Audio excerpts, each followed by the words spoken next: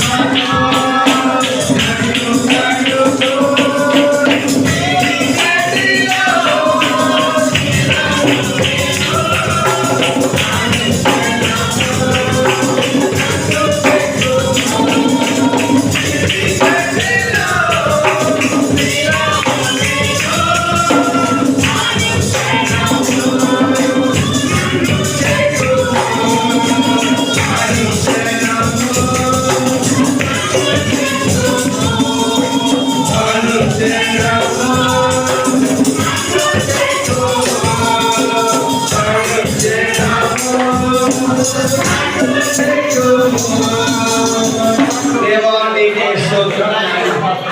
గొప్ప దేవా